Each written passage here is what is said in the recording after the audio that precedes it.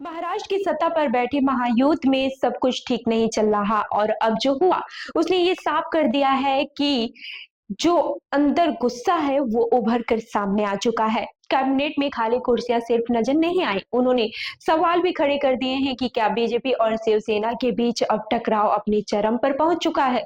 बता दें कि महाराष्ट्र की सत्ताधारी महायुति यानी कि बीजेपी, शिवसेना, शिंदे गुट और एनसीपी के भीतर तनाव अब खुलकर सामने आ रहा है।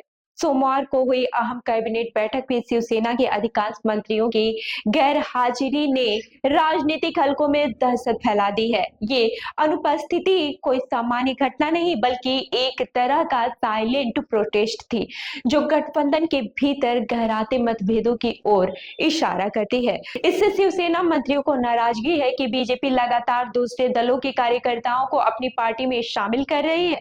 उनका आरोप है कि बीजेपी गठबंधन के नियमों को नजरअंदाज कर रही है और ये सीधे सीधे उनके संगठनात्मक वर्चस्व को चुनौती देने जैसा है। शिंदे गुट का साफ कहना है कि बीजेपी की ये प्रवेश नीति साझेदारी नहीं, दबाव बनकर आगे बढ़ने की राजनीति है।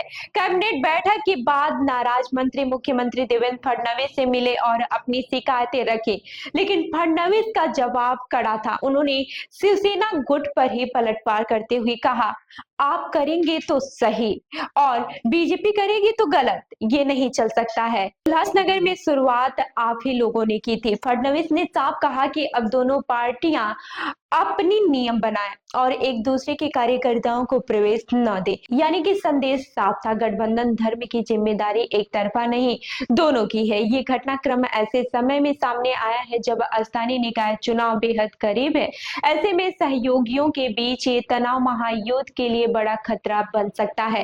राजनीतिक विश्लेषकों का कहना है कि शिंदे गुट अपने वोट बेस को बचाने और फिर बीजेपी के दबदबे को रोकने के लिए दबाव की रणनीति अपना रहा है। लेकिन असली सवाल ये है कि क्या बीजेपी सहयोगियों को साथ रख पाएगी या फिर ये मनमुटाव एक बड़े राजनीतिक अलगाव का संकेत है। फिलहाल महाराष्ट्र की राजनीति इसी उठते धुएं को ताड़ रही है, क्योंकि कहीं ना कहीं आग तो लगी है। तो इस खबर पर आपकी क्या राय है, हमें कमेंट करके जरूर बताएं और ऐसी ही अन्य खबरों के लिए हमारे चैनल को लाइक करें, शेयर करें और सब्सक्राइब करना ना भूलें।